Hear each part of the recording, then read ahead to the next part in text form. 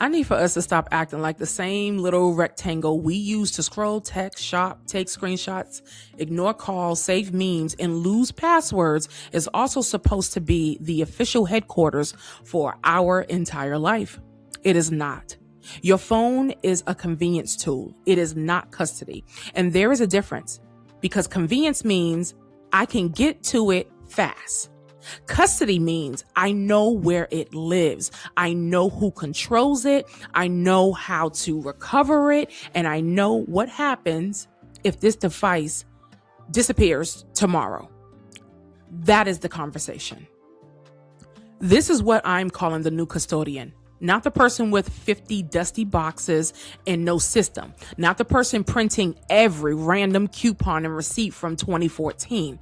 No, I'm talking about the person who understands proof, the person who understands memory, the person who understands records, the person who knows what family photos, medical notes, business documents, passwords, land papers, receipts, pet records, vehicle records, and digital assets cannot be floating around in app like confetti. The new custodian is not dramatic. The new custodian is responsible. Your phone is getting smarter. Duh. That's the obvious part, right? It can search more. It can listen more. It can understand more, even read brain waves. It can connect more. It can predict more. But smarter does not automatically mean safer. Just because a device can help you find something does not mean that that device should be the only place the thing exists. That is where people they're getting sloppy. We keep confusing intelligence with protection. A smartphone can still break. A cloud account can still lock. Okay? A password can still fail. An app can still disappear. A company can still change the rules. Listen, access is not ownership. Do I need to say that again? Access is not ownership. Please hear that. Just because you can open it today does not mean you control it tomorrow. Ask people that's locked out of Google. Ask people that's locked out of Facebook. Ask people who have their account stolen from them. If an account controls the door, in crypto, there's a saying we have, not your keys, not your crypto. Okay? So if an app controls the door, then your access is permission based. I was thinking about banks because banks are doing this, and this is why a lot of us believe in custodying our own finances and being decentralized, because they're limiting our ability to use our own documents, information, content, and monies. They want to control it because they have the keys. If a password, platform, subscription, email account, device, or cloud service is the only way you can reach your records, you up a creek without a paddle, okay?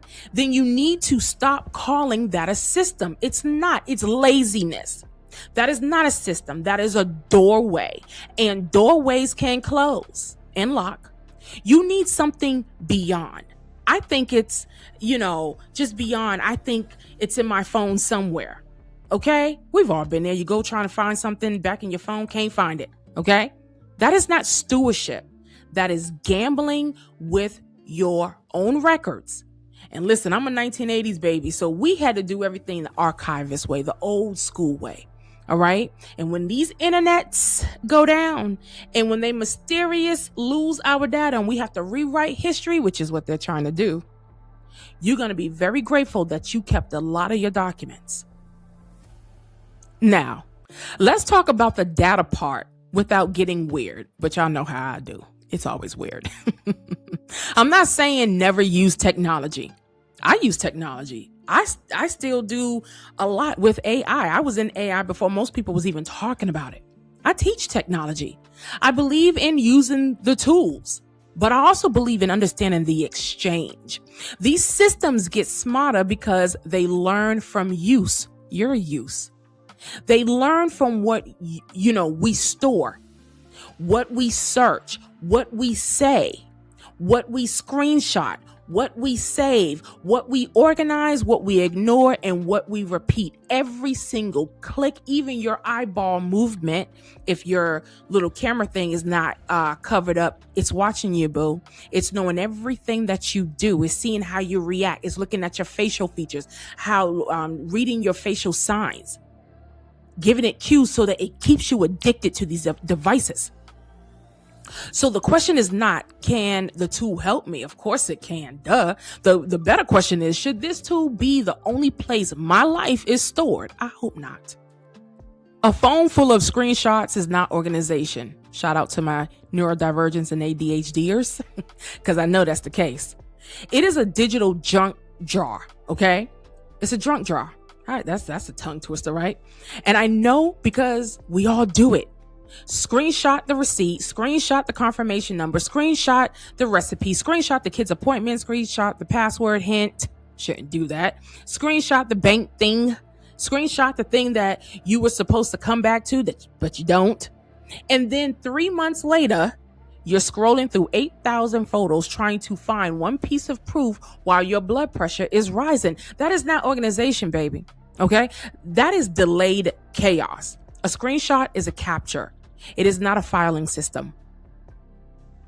So start with what you would panic over losing. Now, I've done this. I've taught classes on Adult Study Hall where we do a lot of this, okay? You don't have to do everything, not everything. Do not make this bigger than it needs to be. You might have to do this over the course of 3 to 6 months because we have so much living up in the clouds. We have so much living up in drives. We have so much on multiple devices. Start with the records that would wreck your week if they disappeared. Family photos, medical notes, receipts, pet records, vehicle records, business files, land papers, IDs, and credentials. Anything connected to money, ownership, health, access, proof, or memory. That is where you start. Because if losing it would create stress, delay, confusion, embarrassment, or financial damage, then it needs a real home, not just random place in your phone.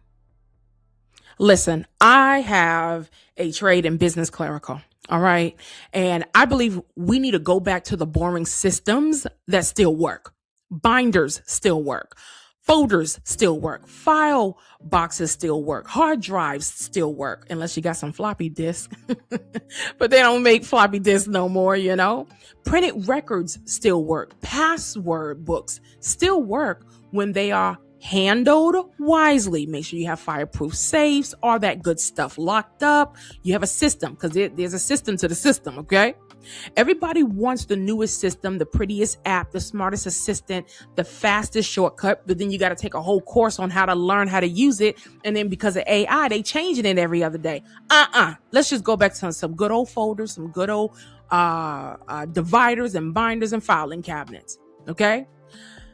But sometimes the most durable thing is the boring thing you can still access when the Wi-Fi is down, the account is locked, the phone is dead, or the platform is acting brand new. Boring is not bad. Boring is often what survives.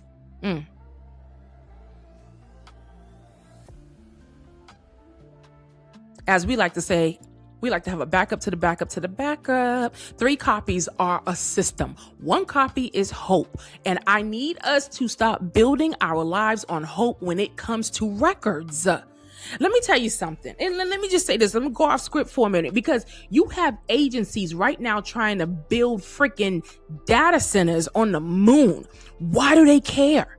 Why all of a sudden they need all this data? You want to know why? Because they prize your data. It's not their company data. It's not their customer files. It's not their internal resources.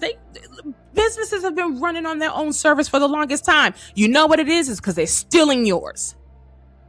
They're going to rewrite history. They're going to alter history. Now, this is where it gets weird with me, but you know how I get down. You know what? Come on. Every company, only thing you have to say, hey, I'm building a data center. You know how much money people are going to hand over to you, because he who holds the keys to history, data, information, okay, Dead Sea Scrolls, they know how to manipulate the future. And you have to get ahead of this. You have to trust me on this. Get books, hardcover books. Stop building your own archive. Put it on the ground if you got to, okay? If you got your own land. You need a paper copy for the things that need to be seen, proven, handed over, or reviewed without a screen, okay? You need a local digital copy like a hard drive, computer folder, or organized backup that you control. And you need an off-site backup because fire, flood, theft, and plain old life still happens. That does not mean you need to archive your entire existence this weekend. No, it means you need to start treating important records like they are important. Let me tell you something. I'm heavily invested in the blockchain technology, and a lot of the projects that I'm invested in are dealing with archiving. It's dealing with data, history, and information because everything is being built or will be backed on the blockchain. Okay? But even in that, I have enough sense to know to build my own archive systems. So, my loves, here's the assignment. Be an archivist. Pick one category. Not your whole house, not your whole phone, not your whole business. One category. Print what matters. Back up what matters. Label where it lives. And then do it again for the next category. Because your records are your responsibility. No app will care about your life unless they can sell it at a profit the way that you do. No platform will steward your family history the way you should unless they're going to continue to build their data, their data points and their systems off of your information. No phone should be carrying the full weight of your memory, your proof, your business, your health, your money, and your access. Use the phone. Let it help. Let it search. Let it scan. Let it remind. But do not let it become the only filing cabinet you have. The new Custodian does not just save things. Okay, they don't do that. She protects what matters. He protects what matters. She knows where the proof lives. He knows where the proof lives. And when the world gets louder, faster, smarter, and it is, and more digital, he or she becomes the archivist of their own lives, and maybe even for their family. Y'all be blessed. Be sure to check out the rest of this on today's blog at ceodriveher.com. I'm sure you're going to enjoy it.